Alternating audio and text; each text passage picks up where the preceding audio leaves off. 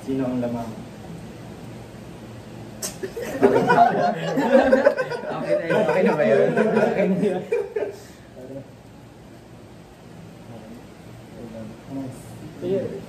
Sino siya mali?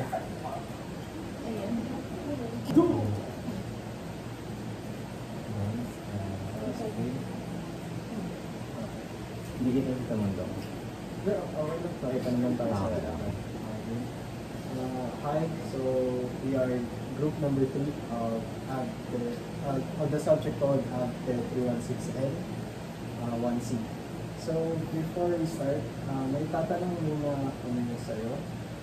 So isang question na yan, and then we're going to proceed sa demo ng system and then Q&A. Okay. Yes. So, Ms. Kai, the first question is, what are the current challenges in manually managing laundry during unpredictable weather conditions?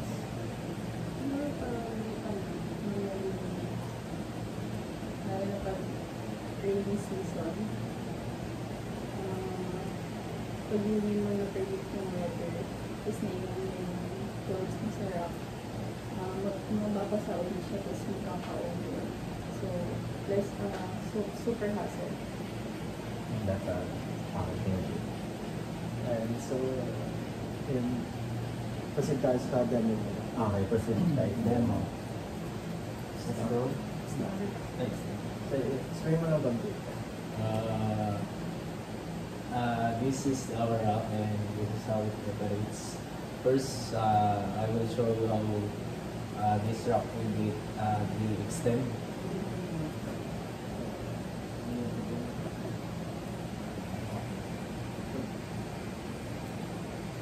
Oh, my bad, guys. Extend mo na pala. Yeah. Explain mo sa ano? Sa interview. Ano rin?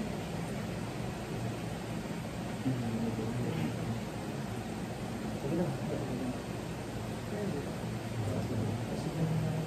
Hindi tingnan sa mga release.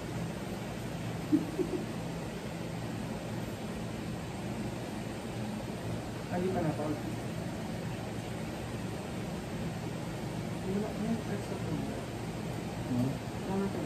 Para marinig pag sa taas. Okay. Offline.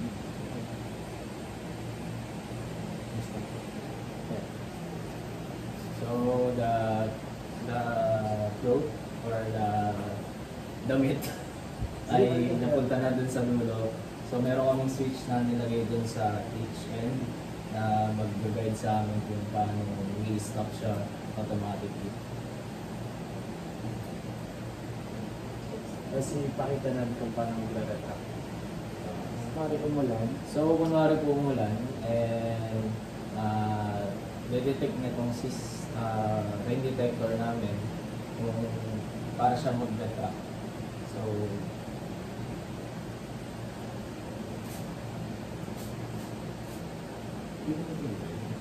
Yeah. Kailangan basa ako. Oo, kailangan ba? Basa. ayan po, na-detect po ng aming rain detection or rain detector yung tubig. So magre-retract na po itong rack natin.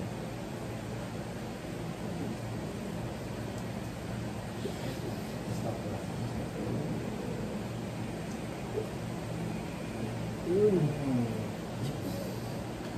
So, ayan po, nakaabot na sa other end po ng float. So, nag-retract na po siya. So, let's proceed po sa next question.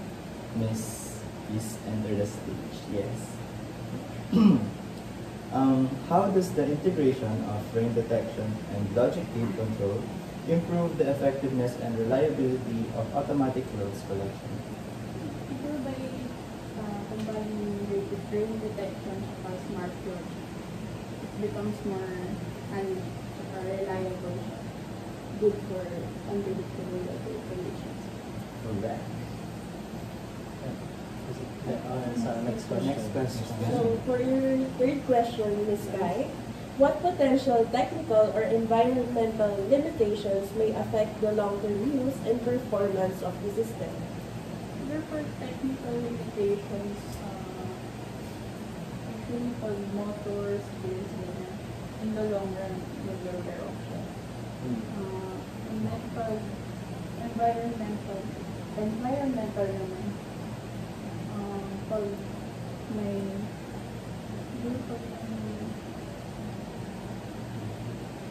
bagyo, like strong, paano pag strong winds, gano'n, like many standard, ayaw lang ako. Okay. Last question. So for the fourth and last question, based on the findings of the study, what can be recommended to further improve the system? By using weatherproof materials, tsaka it's generated by battery. It's paano pag nawala ng current.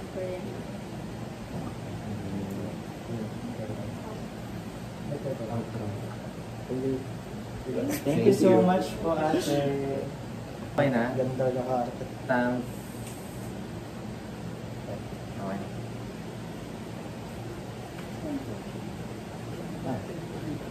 Change position ko. Dito ka sa. Dito. So hi, we are group number 3 on the subject of ABTE 316N. So before we start, we're going to ask you one question, and then after that question, we're going to proceed to the demo of our system. So, Okay, so the first question, Mr. Erwin, is what are the current challenges in manually managing laundry during unpredictable weather conditions? so during unpredictable weather conditions, especially like sudden raindrops, it disrupts the dry process of the clothes, especially kapag kakasabay na lang. Then, usually, pag basa yung clothes, sometimes it pushes like unwanted breaks or spots, something like that. This is our system. I will show you how the system works. First is to extend the flow track.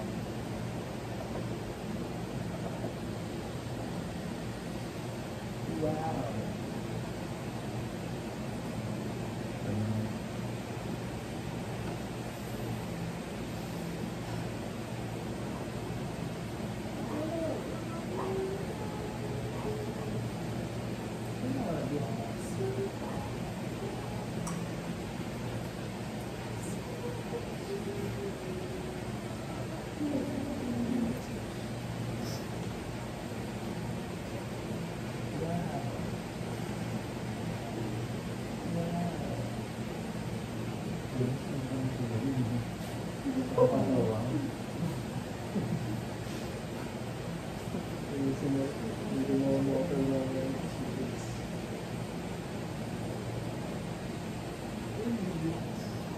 Wow.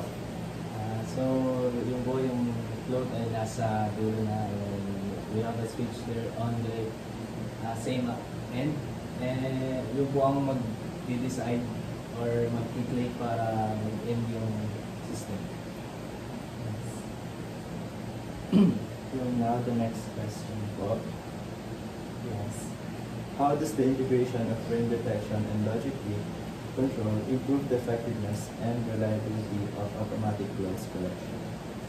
So based on your presentation, I believe that circuit structure, especially we're using into the condition which is the detection in the logic gate. And since I believe it is for the rain detection, since kailangan na mas-stand siya taas, I think functional naman siya. These are this purpose na pag-detect its rain, syempre mag-retract yung codes to protect it from rain. So, i-demo po natin yun. So i-demo po namin yung kung paano mag-retract. So,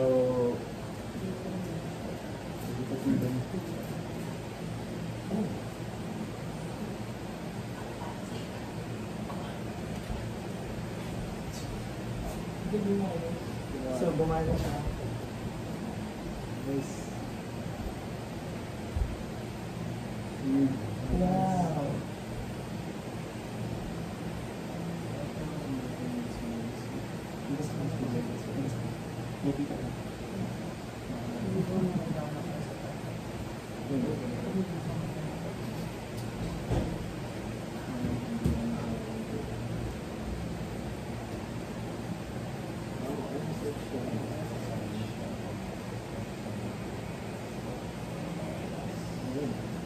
So, na-reach na po ng clothing and para mag-retract siya. So, the next step po yung system. The third question. So for your third question, what potential technical or environmental limitations may affect the long-term use and performance of the system?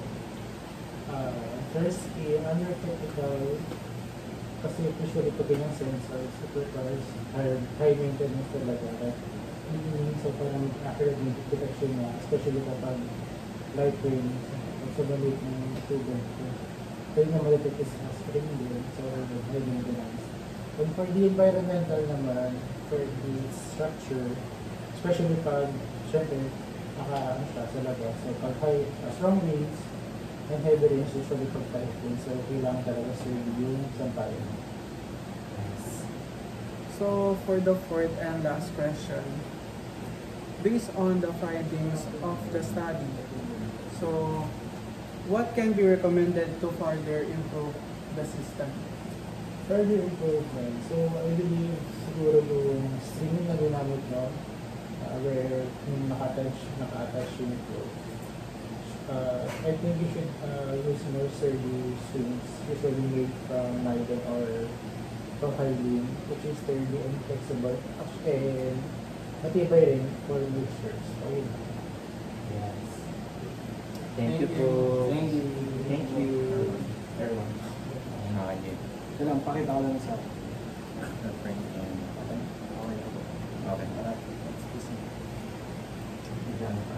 Okay. Yeah. Yeah. Sige, wala po. So, hi po. We are group number 3, the subject of Healthcare 316 Ed. So, before we start po, may question, isang question lang po muna kami. So, and then we're going to proceed to the demo of our system. Then, after that po, may following question. Okay, so Miss Pauline, the first question is, what are the current challenges in manually managing laundry during unpredictable weather conditions? Well, as the question says na unpredictable weather conditions, lalo na from someone na busy, yung schedule, definitely, if wala ako sa house, tapos iirit or inipunan yung sinampay, hindi siya magagawa kasi I'm outside, busy. So yun, if wala ako sa house, hindi siya matutukan kumbaga.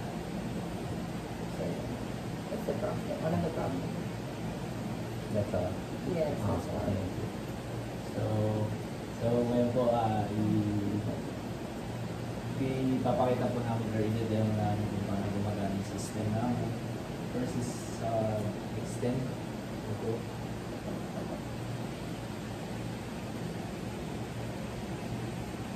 Wow!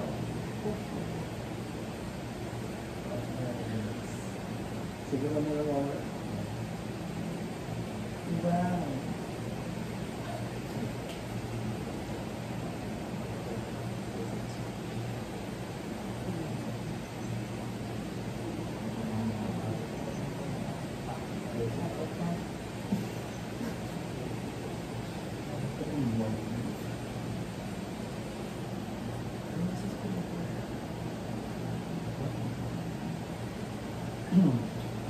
Sabi mo muna yung sa limit switch.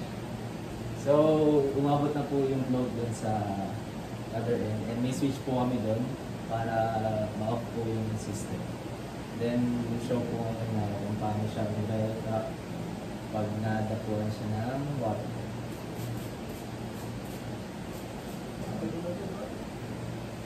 So, yan po nung sense na po ng detector namin yung water, nag-retract na po siya.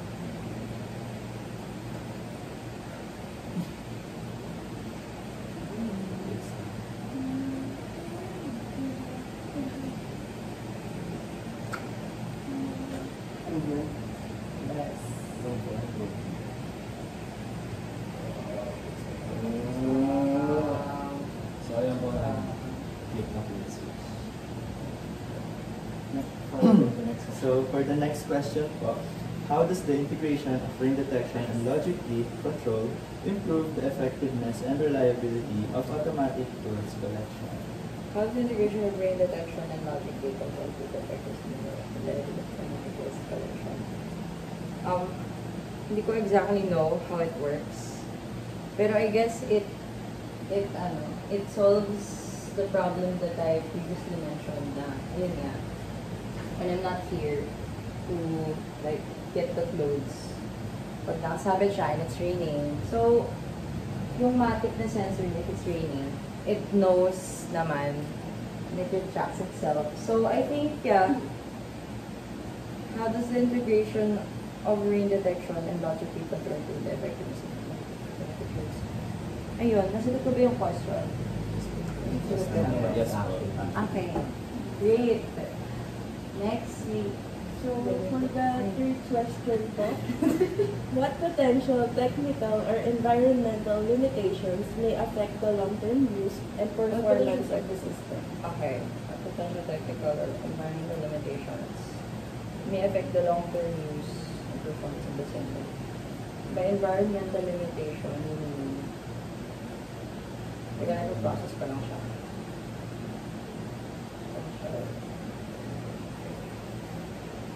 Performance of the system. Uy, honest ba? Sasabihin ko. Okay lang. Yes po. I mean, I greatly appreciate this. Siguro yung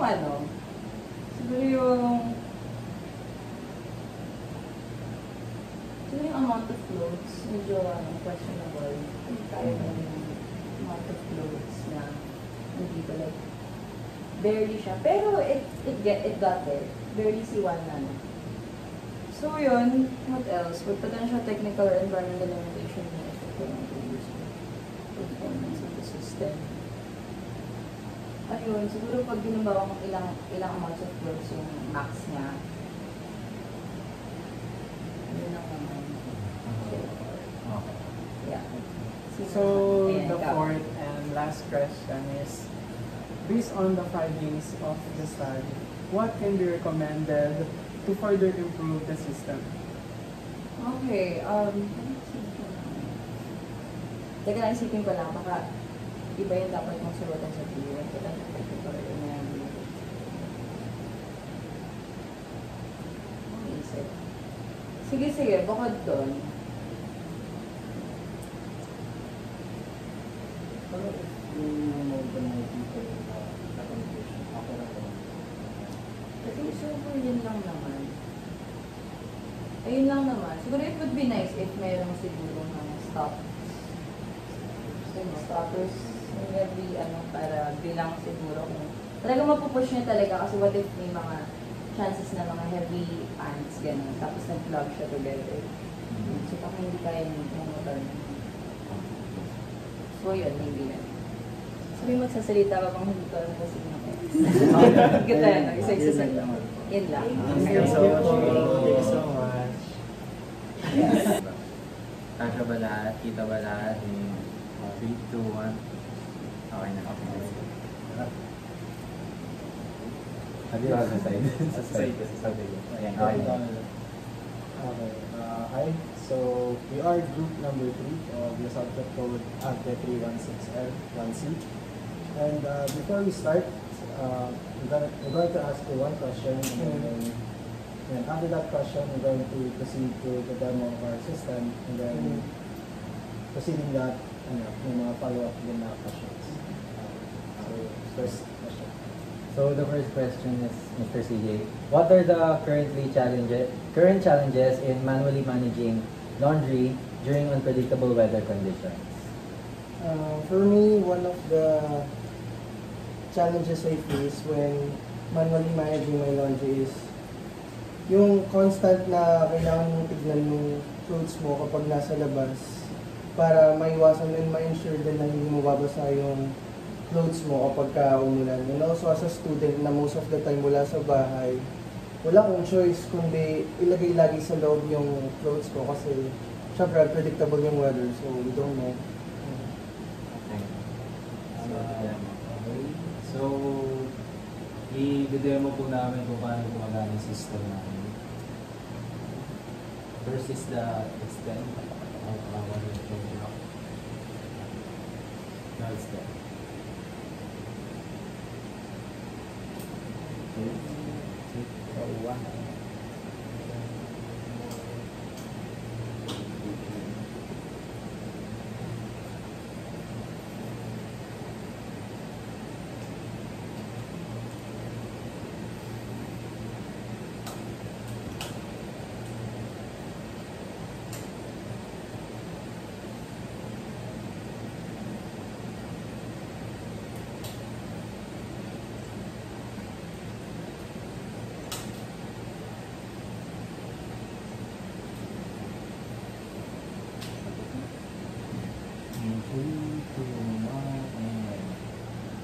So, namatay po siya dahil may switch po tayo sa magkabilang dulo. So, yung mag-indicate kung paano mag-stop yung system. And ngayon po, ay papakita namin kung paano siya gagana kapag may water na po.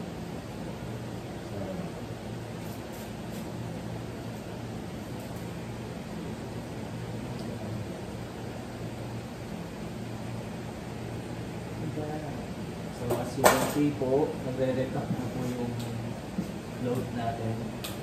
Once na na-detect niya rin detector yung rain.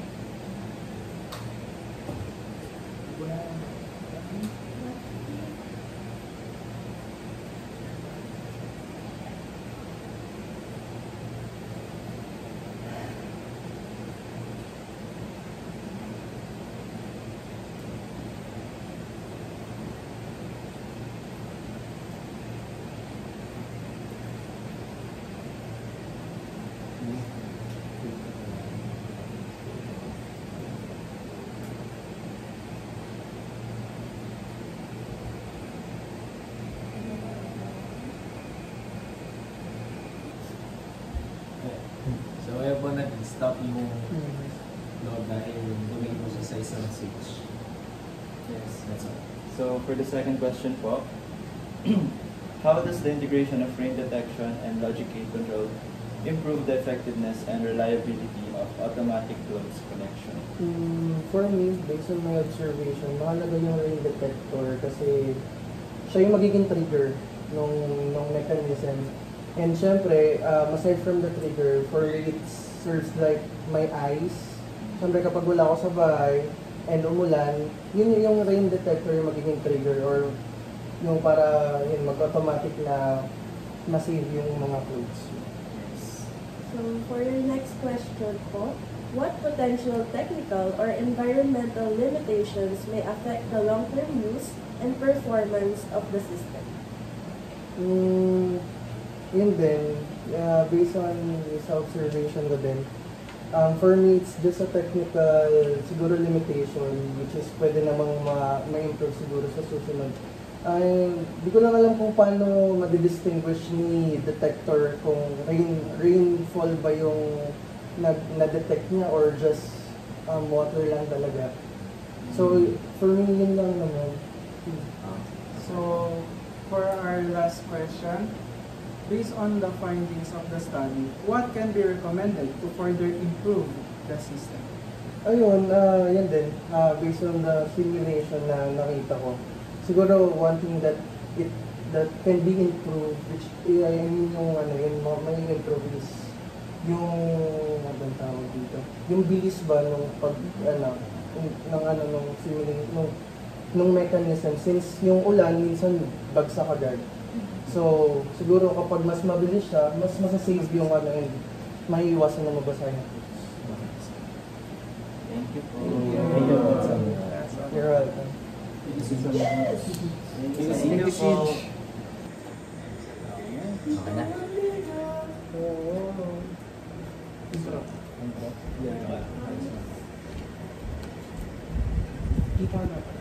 wow. Alright, so hi, we are group number 3, the subject called ABTE 31601C. So before we start, meron muna kaming isang tanong sa'yo, and then after yung tanong na yun, mag-proceed na tayo sa demo ng system namin.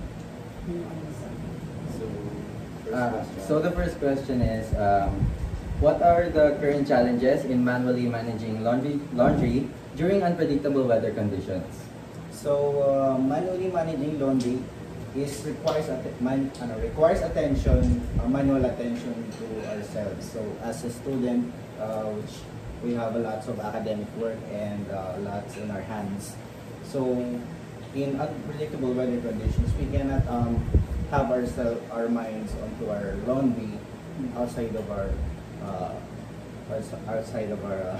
house. And then, proceed tayo sa them. So now we will proceed on how the system works. Pakita ko po muna kung paano siya mag-extend. Wow.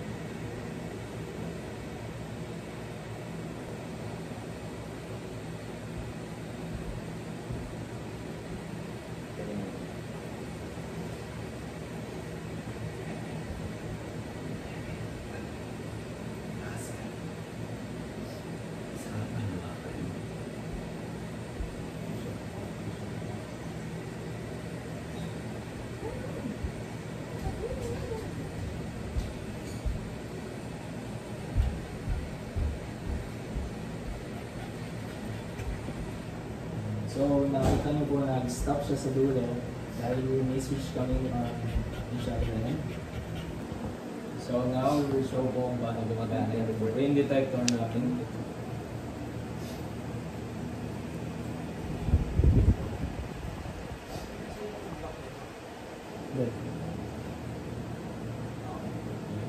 So now, we will show po kung paano gumagana yung rain detector natin.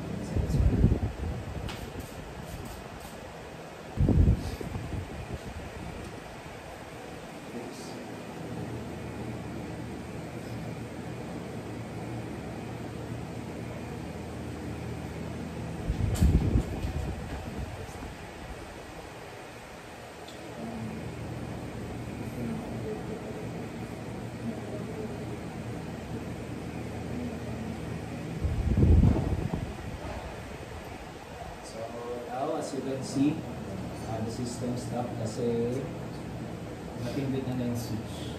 So, yeah, so for the second question po, how does the integration of rain detection and logic gate control improve the effectiveness and reliability of automatic waste collection? It can improve the effectiveness and reliability of the waste collection because it can detect the raindrops of the weather, so it aligns in the purpose of the product itself na automatic recollection siya. Yun na. So, for your next question po, what potential technical or environmental limitations may affect the long-term use and performance of the system? So, as in the question itself is, it is exposed to outside the environment. That means it can degrade the components of the product and over time can result of failure of operation or a failure of automatic collection of the product. So we can maintain the product or replace the components in time, manners, maintenance. I mean, so yun lang po. So, for our last question, based on the findings of the study, what can be recommended to further improve the system? So, there is nothing much naman to improve upon it. So, I can suggest only the can add a more high torque motor, so we can accommodate more loads and capacity, and we can also make a bigger product, so as well as to mainstream the product itself. Yun ang naman. Thank you. Thank you. Thank you po.